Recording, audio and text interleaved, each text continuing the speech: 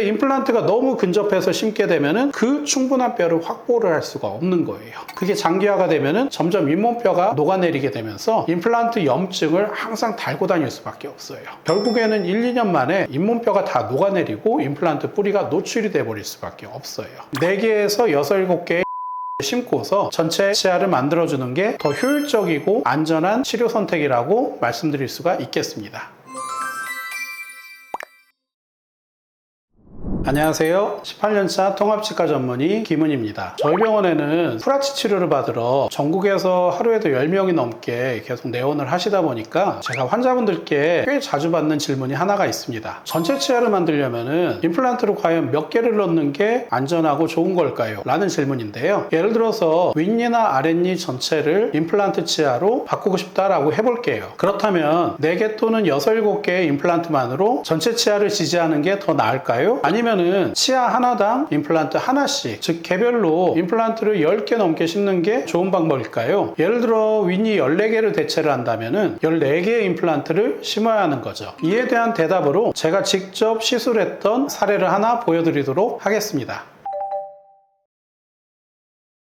예전에는 14개를 만들기 위해서는 보통 좌측, 우측 어금니 4개를 3, 4개 임플란트로, 그리고 이제 앞니 6개 같은 경우는 임플란트를 3개에서 4개 정도 심어가지고 토탈 10개에서 12개 정도의 임플란트 뿌리를 심어가지고 치아를 만들어 드리곤 했습니다. 그러다 보니까 10개 이상의 임플란트를 심는 경우가 대부분이었어요. 아마 이게 여러분들이 잘 알고 계시는 임플란트의 치료 방법일 겁니다. 하지만 이렇게 10개가 넘는 임플란트를 심는 방식 같은 경우는 환자분들은 모르고 치과 의사들은 알면서 사실 넘길 수밖에 없는 단점을 가지고는 있어요. 첫 번째는 치아를 나눠서 만들다 보니까 힘이 받는 부위에는 반드시 임플란트를 꼭 심어야 돼요. 뼈가 없으면 뼈 이식을 해서라도 그 자리에 임플란트를 심어야 될 수밖에 없는 거예요. 지금 보여드리는 환자 같은 경우도 아래 앞니 같은 경우는 염증 때문에 잇몸뼈가 확 주저앉아 있었어요. 그 자리에 임플란트를 제 위치에 심으려면 뼈 이식을 해서 앞니 임플란트를 해드린 거거든요. 어떤 분들은 임플란트를 하고 나서 하나도 안 붓고 안 아프게 받았다는 분들도 계신데, 이런 분 같은 경우는 뼈 이식을 하지 않고서 임플란트를 하신 분이에요. 반대로 이제 임플란트 수술을 하고 붓고 멍들고 아파 죽을 뻔했다 라고 하시는 분들 같은 경우는 뼈 이식을 이제 상당히 많이 하신 분이에요. 잇몸을 활짝 열고 임플란트 주변에 이식제를 넣는 것, 이런 수술이기 때문에 사실 받고 나서는 그만큼 고생을 하고 힘들 수밖에 없다 얘기를 드릴 수가 있는 거죠. 그리고 두 번째로는 아무리 뼈 이식을 많이 하고 잘 해드린다 하더라도 원래의 자연스러운 잇몸 라인을 회복하기가 좀 힘들어요. 대부분 전체 임플란트 하는 환자분들 같은 경우는 잇몸 질환, 치주 질환이 이제 심각하게 발생이 돼가지고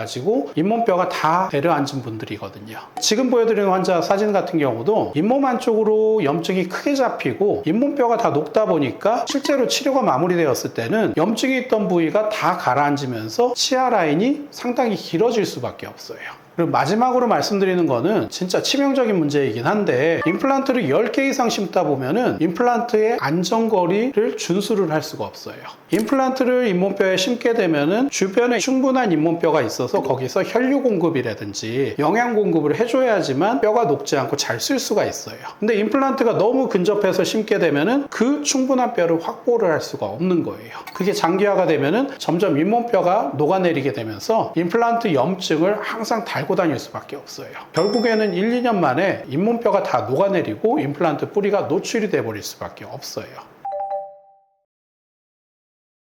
그에 반해서 임플란트를 4개에서 6개 심는 방법은 어떨까요? 지금 보여드리는 환자 같은 경우는 아래 치아는 약하게나마 남아있지만은 위에 같은 경우가 이제 치아가 다 빠져서 오신 분이세요. 앞쪽에 잇몸뼈가 주로 집중돼 있고 뒤쪽 어금니 쪽으로는 뼈가 다 주저앉은 환자분이세요. 일단 이제 뼈 이식을 안 하고 최대한 빠른 시일 내로 보기 좋은 치아를 만들고 싶다라는 게 이 환자분이 원하는 부분이었거든요. 어금니 쪽을 뼈 이식을 안 하고서 치아를 만들 수 있는 방법은 프라치 치료밖에 없는 거거든요. 그래서 이 환자 같은 경우는 특이하게 골삭제라는 과정을 진행을 했어요. 이 환자는 어금니 쪽에는 잇몸뼈가 많이 없지만은 앞니 쪽에는 잇몸뼈가 상당히 과증식이 돼 있던 환자분이세요. 프라치 치료를 하기 위해서는 치아가 들어갈 수 있는 높이 공간을 잘 확보를 해줘야 되는 거거든요. 그 잇몸뼈에 대해서 처치가 없이 그대로 프라치 치료를 하게 되면은 이 보철물이 깨지거나 안 좋은 문제가 발생이 될 수밖에 없기 때문에 뼈를 이제 어느 정도 삭제를 해서 보철물이 들어갈 조절 공간을 확보를 하고, 잇몸뼈가 위쪽으로 갈수록 더 두꺼워질 수가 있거든요. 더 두꺼운 뼈를 확보하기 위한 목적으로 이러한 골삭제 과정을 진행을 할 수가 있는 거예요. 그리고 이제 프라치를 하시는 분들이 대부분 잇몸 상태가 많이 안 좋은 분들이 계신데요. 잇몸에 염증이 가득 차 있는 상태에서 임플란트를 심게 되면 과연 어떻게 될까요?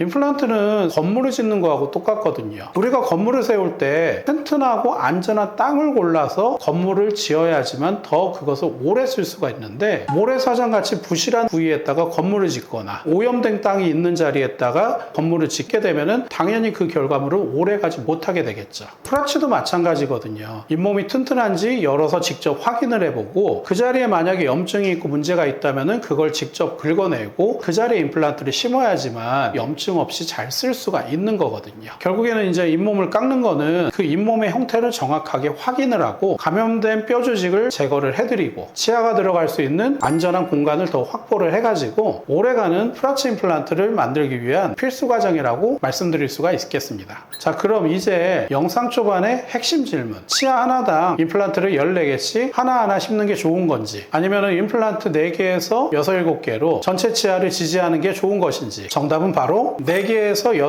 7개의 임플란트를 심고서 전체 치아를 만들어주는 게 더 효율적이고 안전한 치료 선택이라고 말씀드릴 수가 있겠습니다. 4개에서 6개 정도의 임플란트를 심어주면은 우선 일단 뼈이식 없이 두껍고 건강한 내 뼈에 심는 것이기 때문에 얇은 뼈에다가 얇게 임플란트를 심는 것보다 오히려 더 오래 유지될 수 있겠습니다. 그리고 이제 잇몸뼈가 아니라 잇몸뼈 밑에 있는 더 단단하고 더 넓은 기저골에 심기 때문에 여기서 이제 임플란트를 각도를 주어서 경사 임플란트 식립을 할 수도 있고, 상악동을 피해서 사랑니 뒤편에 있는 더 단단한 테리고리드라는 잇몸뼈에다가 또 심을 수가 있거든요. 그리고 이제 코 안의 공간인 비강을 받치고 있는 더 단단한 뼈까지 걸쳐지게 심는 비강적 임플란트 식립법까지, 이러한 방법들을 통해서 뼈이식이 없이 프라치 임플란트를 심기 때문에 훨씬 더 편하고 더 빠르게 치료를 끝낼 수 있는 방법이라고 볼 수 있겠습니다.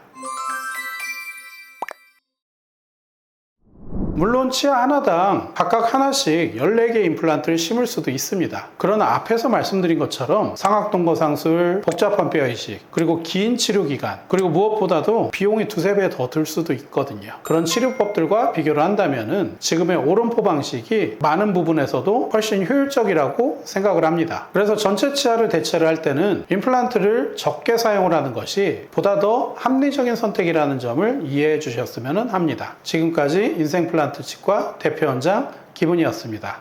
감사합니다.